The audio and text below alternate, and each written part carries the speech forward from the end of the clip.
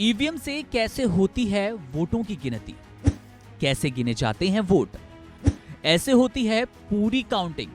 लोकसभा चुनाव 2024 अपने अंतिम पड़ाव पर है। मंगलवार शाम तक नतीजे सामने आ जाएंगे। 4 जून को वोटिंग की गिनती होगी, वोटों की गिनती होनी है। जहां तक बात है मतगणना की, तो आमतौर पर चुनाव आयोग की घोषणा के साथ ही मतगणना की तारीख और समय तय कर दिया जाता है। किसी चुनाव क्षेत्र के लिए मतगणना का स्थान रिटर्निंग ऑफिसर आरओ निर्धारित करता है। सामान्य तौर पर किसी एक चुनाव क्षेत्र के लिए मतगणना एक ही जगह होती है और इसके लिए निर्वाचन अधिकारी के मुख्यालय, जो कि आमतौर पर जिला मुख्यालय होता है, उसको प्राथमिकता दी जाती है। मतगणना सीधे आरओ की निगरानी में होती है और वोटों की गिनती एक बड़े हॉल में की जाती है। इसके लिए अलग अलग कई टेबल लगाई जाती है। मतदान के बाद ईवीएम सभी जिला मुख्यालयों या फिर आरओ मुख्यालयों पर बनाए गए स्ट्रांग रूम में कड़ी सुरक्षा के बीच सील कर दी जाती है। इनको मतगणना के दिन स्ट्रांग रूम से निकाला जाता है। फिर पारदर्शिता बनाए रखने के लिए इन मशीनों को उम्मीदवारों या उनके प्रतिनिधियों की मौजूदगी में खोला जाता है। इसके बाद रिटर्निंग ऑफिसर की ओर से नियुक्त किए गए काउंटिंग सुपरवाइजर यानी कि मतगणना कर्मचारी वोटों की गिनती शुरू करते हैं।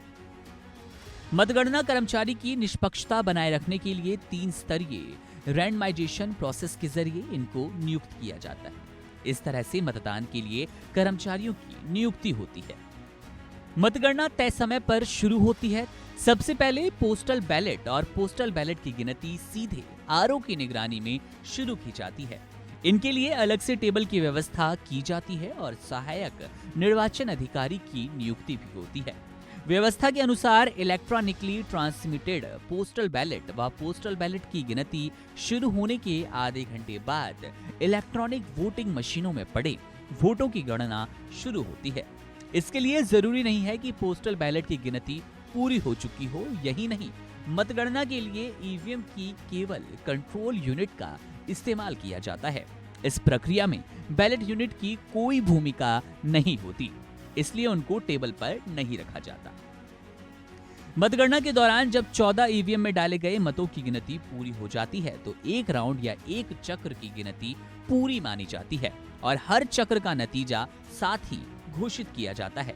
जब गणना पूरी हो जाती है तो रिटर्निंग ऑफिसर या फिर आरोही लोक प्रतिनिधित्व अधिनियम 1951 की धारा 66 के उपबंधों के अनुसार नतीजे की घोषणा करता है। इसके बाद आरओ की ओर से विजेता प्रत्याशी को जीत का सर्टिफिकेट दिया जाता है।